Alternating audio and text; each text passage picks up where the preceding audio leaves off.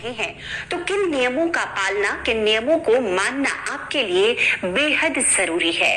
दोस्तों, निर्जला एकादशी, जिसे हम साल की सबसे बड़ी एकादशी कहते हैं, सबसे कठिन एकादशी व्रत है और इसके नियम ऐसे हैं जिसे मानकर ही इस कठिन व्रत को हम पूर्ण करते हैं। तो क्या है निर्जला एकादशी के वो नियम, चलिए मैं आपको एक एक कर बतलाती हूँ। तो दोस्तों, निर्जला एकादशी का जो व्रत है, सबसे पहला नियम, जैसा कि हम सभी जानते हैं, जो व्रती निर्जला एकादशी का व्रत कर रहे हैं उन्हें निर्जल निराहार रहकर इस व्रत को पूर्ण करना है पूरे 24 घंटे के लिए। जैसे कि एकादशी के तिथि में सूर्योदय के समय आपने इस व्रत का संकल्प लिया और अगले दिन द्वादशी की तिथि में सूर्योदय के बाद ही आपको इस व्रत को खोलना है, मतलब कि निर्जला एकादशी व्रत का पालन करना है।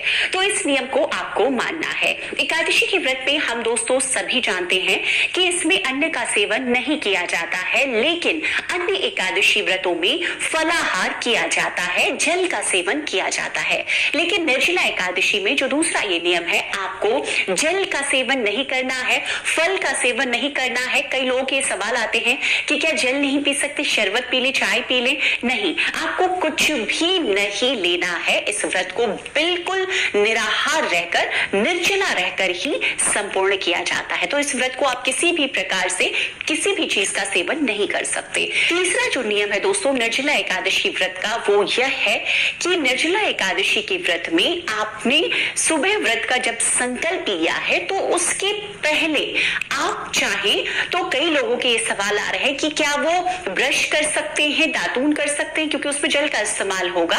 आप कर सकते हैं। निर्जला एकादशी व्रत सूर्योदय के बाद आप संकल्प लेंगे, तो निर्जला एकादशी व्रत के दिन आप सूर्योदय के पहले उठें और उसके पहले ही आपको ब्रश कर लेना है, नहा लेना है और उसके बाद आप सूर्योदय के बाद आप इस व्रत का संकल्प लें कि आज पूरे दिन आप निर्जला एकादशी के व्रत में है, भगवान श्री हरि की उपासना में है, तो आप निर्जल निराहार रहकर इस व्रत को संपन्न करेंगे अगले दिन द्वादशी तिथि के सूर्योदय तक। तो आप सूर्योदय के पहले जल ग्रहण कर सकते हैं, ब्रश भी कर सकते हैं और आप चाहें तो इस वक्त जल किसी भी रूप में, जैसे शरबत, चाय, कई लोगों की जैसी इच्छा होती है, आप ले सकते हैं। सूर्योदय के बाद आप बिल्कुल ना लें। दोस्तों, इस व्रत का जो चौथा नियम है, कई लोग, देखिए निर्जला एकादशी है, सबसे कठिन व्रत है, तो इसमें आपको जो पूजन विधि के नियमों में आता है वो मैं बता रही हूँ। इसमें आप बहुत चीजों का दान करें, लेकिन आपको एक चीज का दान जरूर करना है। अगर आप नहीं कर सकते बहुत ज्यादा दान, तो आपको एक जल कलश का दान करना है। देखिए निर्जला एकादशी का जो व्रत होता है ना, वो ज्येष्ठ मास में होता है। इस वक्त सबसे गर्मी अपने कह सकते सबसे तेज होती है, चरम पर होती है। तो इस मास में जल के महात्म्य को समझाने के लिए ही निर्जला एकादशी का व्रत रखा जाता है कि जल का हमारे जीवन में क्या महत्व है।